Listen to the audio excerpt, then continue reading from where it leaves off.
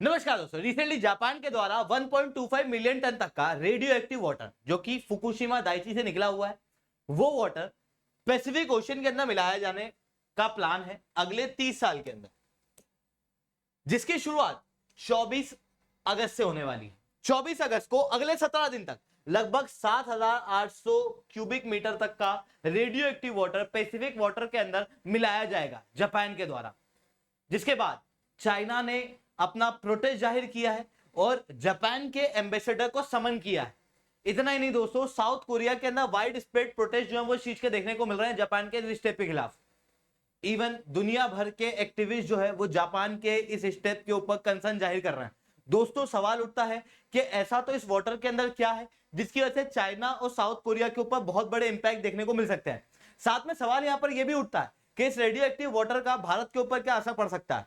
साथ में ये रेडियो एक्टिव वाटर इतनी बड़ी मात्रा में जापान के अंदर आया कैसे, उन सारी चीजों को मैं शुभेंद्र चौहान आप लोगों के साथ में डिस्कस करूंगा। बट उसके पहले आप लोग मेरे साथ में SRC10 टेलीग्राम ग्रुप के ऊपर जुड़ सकते हो। मेरे क्लास की अपडेट, पीपीटी, पीडीएफ सब कुछ आपको हमें मिल जाती है। इसके अलावा दोस्तों, अगले एक हफ्ते तक फ्री स्पेशल क्लासेस का एक फेस्टिवल चल रहा है अनअकैडमी प्लेटफॉर्म के ऊपर 25 से 31 अगस्त के बीच में, जहां पर आपको quizzes, PYQ, DPP, MCQ series जो है वो सॉल्व कराई जाएंगी। इसके अलावा अगर आप लोगों को यूपीएससी सीएससी की तैयारी करना है और आप चाहते हो कि अगले साल के अंदर आपका नाम इस बोर्ड के ऊपर दिखाई दे, तो दोस्तों आप लोग इंडिया के टॉप एजुकेटर से उड़ान बैच के अंदर पढ़ सकते हो, जहां पर मैं, Mahipal sir, Nidhi ma'am, Kinjal sir, Anirudh sir आप लोगों को यूपीएससी सीएससी की तैयारी कराएंगे। प्रीलिम्स, मेंस और इंटरव्यू तीनों की तैयारी यहां पर कराई जाएगी। इतना ही नहीं दोस्तों, आप लोगों को 900 से ज्यादा लाइव क्लासेस मिलेंगे, 10 मेंस की, 40 प्रीलिम्स की टेस्ट मिलेंगी, टॉपर्स और आप लोगों की क्लासेस ली जाएंगी। साथ में आंसर राइटिंग की प्रैक्टिस भी क्लासेस के अंदर ही आप लोगों की कराई जाएगी। ये सब कुछ आप लोगों को केवल 8,420 के अंदर पड़ेगा। अगर आप, नीचे मैंने लिंक पिन करा दी है, SRC10 कोड का वहां यूज करते हो तो आपको 20% तक का डिस्काउंट, साथ में मेरे द्वारा 1-on-1 मेंटरशिप मिलेगी। इसके अलावा दोस्तों, अगर आप हिंदी मीडियम के हो तो आप बोध बैच के अंदर जुड़ सकते हो, उसके अंदर भी आपको सेम फैसिलिटी मिलेगी।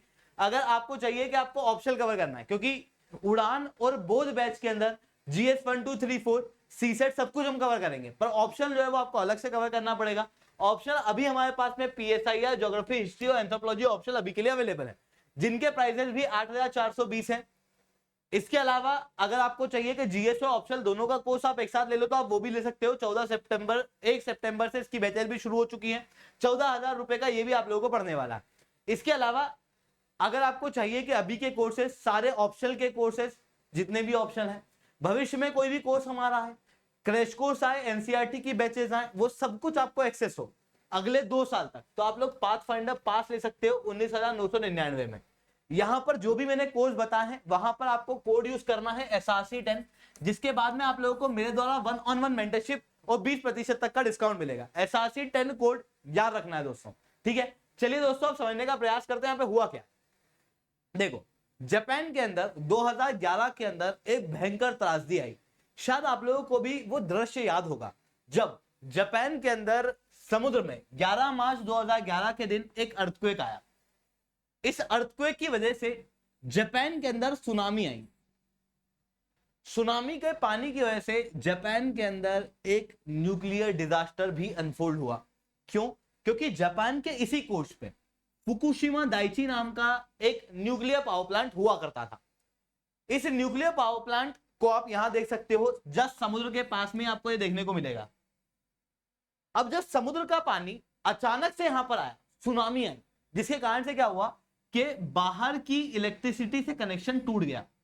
इवन इस प्लांट के अंदर खुद में भी डीजल इंजन हुआ करते थे, उन डीजल जनरेटर्स वगैरह के अंदर पानी घुस गया, जिसके कारण से पूरी तरीके से बिजली का कट हो गया यहां पर।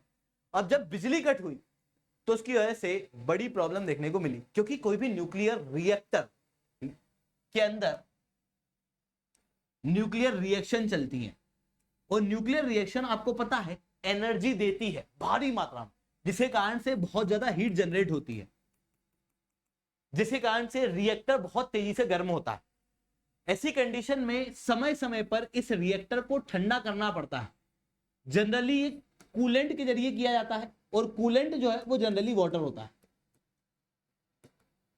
ये कूलेंट का सप्लाई तापमान को नाप के किया जाता है, और इलेक्ट्रिसिटी की जरूरत इस पूरी प्रोसेस के अंदर भारी मात्रा में लगती है। पर यहां पर इलेक्ट्रिसिटी के कट होने की वजह से देखने को मिला कि कूलेंट का सप्लाई हो नहीं पाया, जिसके कारण से रिएक्टर जो है वो जलने लगे, जिसकी वजह से एक ब्लास्ट हुआ और भारी मात्रा में radio active material Fukushima Daiichi के आसपास छूट गया। और जब ये रेडियो एक्टिव मटेरियल एटमॉस्फेयर के अंदर आया तो हवा के जरिए, इवन सुनामी थी तो पानी के जरिए बड़े एरिया के अंदर फैल गया। ऐसी कंडीशन के अंदर यहां पर एक बहुत भयंकर डिजास्टर अनफोल्ड हुआ, जिसकी वजह से इस क्षेत्र के अंदर आज लोग नहीं रहते हैं। लगभग 1.5 लाख लोगों को फुकुशिमा दाइची के आसपास के 20 किलोमीटर के एरिया से इवैक्यूएट कर दिया गया था।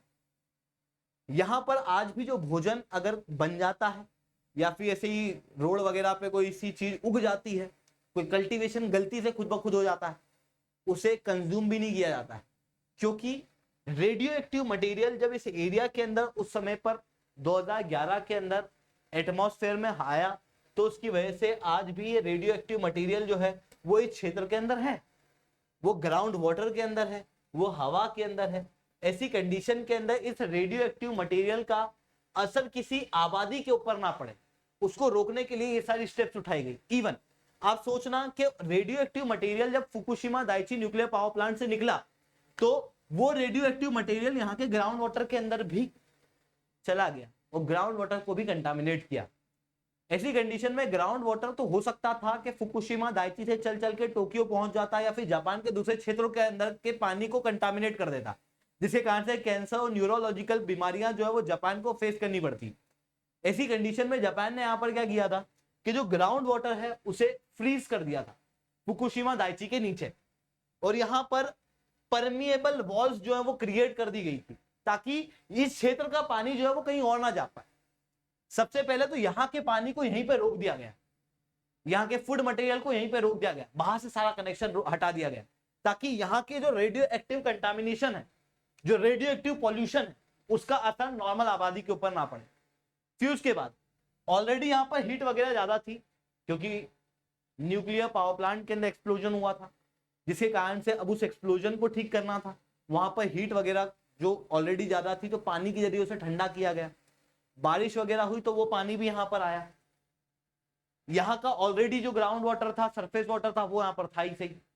ऐसी कंडीशन में कई सारा पानी यहाँ पर देखने को मिला जो रेडियो एक्टिव एलिमेंट से पॉल्यूटेड रहा, उसे अलग अलग जगह जापान के द्वारा स्टोर किया गया, पर धीरे धीरे करके पानी लगातार बढ़ता जा रहा। ऐसी कंडीशन के अंदर जापान के पास में इस पानी को यहाँ पर होल्ड करने की कैपेसिटी कम हो रही है, जिसकी वजह से जापान क्या करेगा, तो जापान ऑब्वियसली इस पानी को समुद्र के अंदर यानी कि पैसिफिक ओशियन के अंदर छोड़ने की बात करेगा। और काफी समय से इस चीज के ऊपर बात हो रही थी। 2021 के अंदर जापान की कैबिनेट ने अप्रूव कर दिया था कि अगले 30 साल के अंदर पानी जो radio active water Fukushima Daiichi के अंदर है उसे धीरे धीरे करके पैसिफिक ओशियन के अंदर अगले 30 सालों के अंदर छोड़ दिया जाए। इवन IAEA ने भी इस चीज को अप्रूव कर दिया था। बट आप समझना कि इसकी वजह से कितने बड़े इंपैक्ट हो सकते हैं। सीधे रेडियो एक्टिव वाटर को समुद्र के अंदर छोड़ना अपने आप में बहुत बड़ा कंसर्न का इशू है। इवन IAEA भी उसके बाद में परमिशन क्यों ही देगा अगर इतना खतरनाक पानी होगा तो, क्योंकि जापान ने यहाँ पर एक आश्वासन दुनिया को दिया। जापान ने कहा कि जो रेडियो एक्टिव वाटर हम लोग पैसिफिक ओशियन के अंदर छोड़ेंगे वो रेडियो एक्टिव वाटर ट्रीट करके ही हम लोग डिस्चार्ज करेंगे पैसिफिक ओशियन के अंदर, जिसके बाद जितने भी रेडियो एक्टिव एलिमेंट है वाटर में से वो सब निकाल दिए जाएंगे एक्सेप्ट ट्रिटियम। ट्रिटियम को छोड़ के, ट्रिटियम क्या है, तो ट्रिटियम आपको हाइड्रोजन का एक आइसोटोप देखने को मिलेगा जो बचपन में आप लोगों ने पढ़ा भी होगा कि एक होता है प्रोटियम, एक होता है ड्यूटेरियम और एक होता है ट्रिटियम। तो ट्रिटियम जो होता है उसे पानी से निकाल पाना बहुत मुश्किल होता है। इवन कोई भी रेडियो एक्टिव जगह हो या फिर कोई भी नॉर्मल न्यूक्लियर पावर प्लांट हो, वहां पर भी कूलेंट के रूप में पानी का प्रयोग किया जाता है। उस पानी के अंदर भी कई बार ट्रिटियम आ जाता है। ऐसी कंडीशन में वो पानी रेडियो एक्टिव हो जाता है और उस ट्रिटियम वाले पानी को जनरली देश जो है वो समुद्र के अंदर डिस्चार्ज करते हैं। ऐसी कंडीशन के अंदर ट्रिटियम, इन्होंने कहा कि केवल ट्रिटियम होगा, उसके अलावा कोई भी मटेरियल नहीं होगा। बाकी सारे मटेरियल को हम लोगों ने हटा दिया है और ट्रिटियम वाले पानी को समुद्र के अंदर हम लोग डिस्चार्ज करेंगे, ऐसा जापान का कहना है। तो फिर चाइना और साउथ कोरिया को अब दिक्कत क्या हो रही है? देखो, अब ये सारा साइंस तो है पर ये साइंस हर व्यक्ति को समझाया जा नहीं सकता। अब अगर जापान यहां पर इस पानी को छोड़ेगा तो इवन ट्रीटियम वाले पानी से भी, ऐसा पानी जिसके अंदर ट्रीटियम का कंटामिनेशन होता है, तो ट्रीटियम खुद में भी रेडियो एक्टिव मटेरियल है, ये भी हानिकारक होता है। इसकी वजह से भी कैंसर वगैरह, कार्सिनोजेनिक चीजें जो है वो देखने को मिलती हैं। ह्यूमन की हेल्थ के ऊपर उल्टा असर पड़ता हुआ दिखा देता है। अब अगर ये वाला पानी समुद्र के अंदर जाएगा तो ऑब्वियसली वो वहां पे फिश को हार्म करेगा।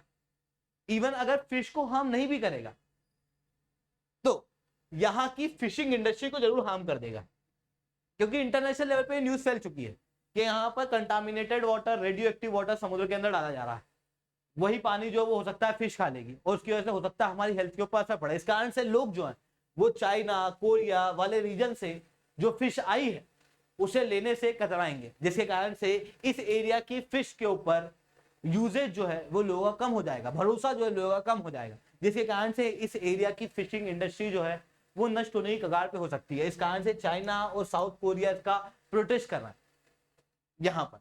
इसके अलावा और क्या प्रॉब्लम देखने को मिल सकती है? देखो, मिनिमम रेडियो एक्टिव मटेरियल की बात जापान ने करी है, पर मिनिमम जो सेफ रेडियो एक्टिव कंटामिनेशन पानी में होना चाहिए उसका मिनिमम स्टैंडर्ड कोई निर्धारित नहीं है।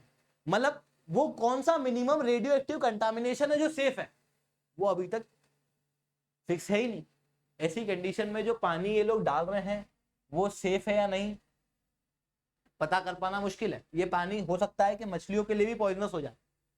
और इवन ट्रीटियम अपने आप में एक रेडियो एक्टिव मटेरियल है, अगर वो पानी में जाएगा तो वो हानिकारक हो सकता है। इवन दूसरे रुथेनियम और प्लूटोनियम जैसे रेडियो एक्टिव मटेरियल भी शायद इस पानी के अंदर हो सकते हैं। इवन इन्होंने जो ट्रीटिंग प्रोसेस अपनाई है उस ट्रीटिंग प्रोसेस के ऊपर भी लोग जो है वो डाउट क्रिएट कर रहे हैं, जिसके कारण से लगातार यहाँ पर साउथ कोरिया, चाइना और दूसरे देशों के अंदर प्रोटेस्ट देखने को मिल रहा है। हालांकि भारत के ऊपर इस पानी का डायरेक्ट असर नहीं पड़ेगा, बट ऑब्वियसली क्योंकि रेडियो एक्टिव मटेरियल का पानी जो है वो फूड चेन के अंदर आएगा, वो ह्यूमन को अफेक्ट करेगा, और ह्यूमन के अंदर इंडियन भी आता है, क्योंकि कुछ फिश जो है वो हम लोग उस क्षेत्र से भारत के अंदर भी इंपोर्ट करते हैं। तो हो सकता है कि हमारी भी फूड चेन के अंदर इस तरीके से रेडियो एक्टिव मटेरियल को कंज्यूम की हुई फिश हमारी फूड चेन के अंदर एंटर कर जाए। अदरवाइज भारत के ऊपर बहुत ज्यादा असर पड़ता हुआ दिखाई नहीं देगा, क्योंकि एरिया बहुत दूर है हमारे यहाँ से। तो दोस्तों, इतनी चीजें हम लोगों को ध्यान रखनी है। अगर आप लोगों को लेक्चर अच्छा लगा हो तो लाइक करना, लेक्चर बहुत अच्छा लगा हो तो नीचे SRC10 कमेंट करना। अगर आप लोगों को यूपीएससी CACT की तैयारी करना है तो आप लोग उड़ान बैच के अंदर पाथफाइंडर पास के जरिए हमारे साथ में जुड़ सकते हो। याद रखना, कोड आपको यूज करना है SRC10। अगर आप अनअकैडमी टीम से कॉल पे बात कर रहे हो तो आपको कहना पड़ेगा SRC10, जिसके बाद में आप लोगों को मेरे द्वारा 1-on-1 मेंटरशिप भी मिलेगी और डिस्काउंट भी मिलेंगे। अगर आप खुद से सब्सक्रिप्शन ले रहे हो तो नीचे रेफरल कोड आता है, वहां पर SRC10 लिखना पड़ेगा। दोस्तों, आज के लिए इतना ही। That's all from my side. जय हिंद, जय भारत।